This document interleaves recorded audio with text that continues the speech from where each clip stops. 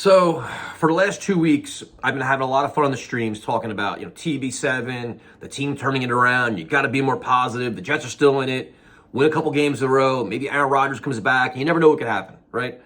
And I should have known better.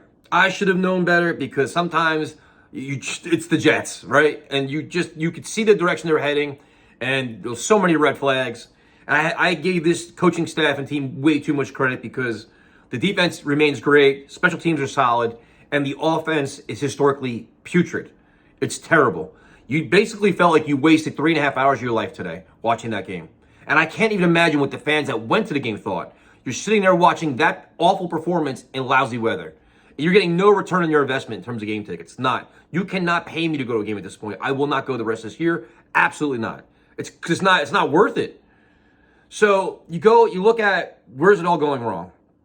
And Saleh's comment today in the press conference really pissed me off because now it's like, well, we're having a problem with our cadence, that we're tricking ourselves more than we're tricking them. Like, that's the point we're getting at now, is the cadence is a problem, not the play calling and everything else. It's like, if there's always something going wrong. The Jets get any kind of momentum, something always goes wrong. A fumble, an interception today, penalties, a tremendous amount of them. And by the way, the officiating was absolutely horrendous today. The second quarter game was unwatchable in terms of just all the penalties and questionable calls, like the Falcons paid them off or something. God knows what happened there. But it's just, you can't explain. The whole reason why you want to play Tim Boyle is to see if, A, you can get a spark like you got from Mike White. Maybe he's a decent player. You want to see, he supposedly knows the offense. Maybe he can run the offense more effectively than Zach, and they can actually score points. And what you learned is Tim Boyle is terrible. He shouldn't be on the team. He's not an NFL quarterback. And the offense remains a complete question mark because the play calling has no rhyme or reason. The offensive line is always confused. They're most missing blocks all over the place.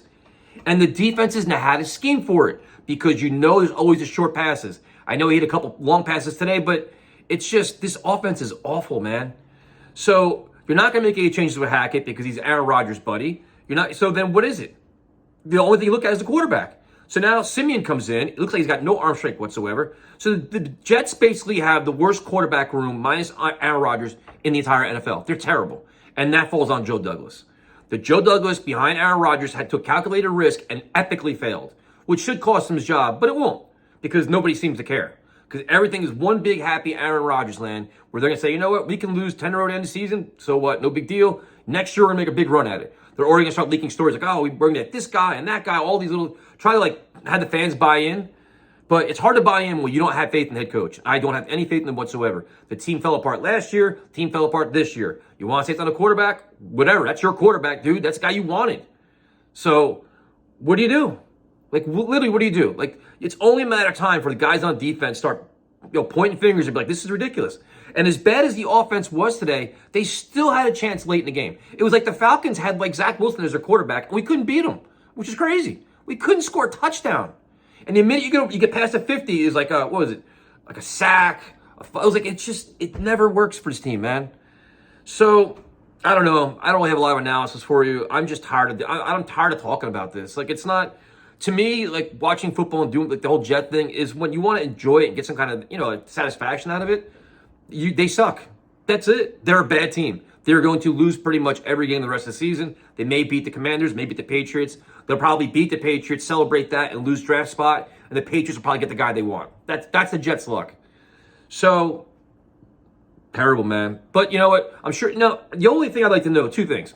When is Woody Johnson going to meet the media? And when is Joe Douglas going to back up and meet the media? And just face the stench of this team. Face the hard-hitting questions. How did it all go wrong at the quarterback position? And what is the expectation on offense? And how are you planning on fixing it now? Are you okay watching this week in and week out, scoring 6 points a week? Is that okay? Wouldn't you demand a change or figure something else out? That's it.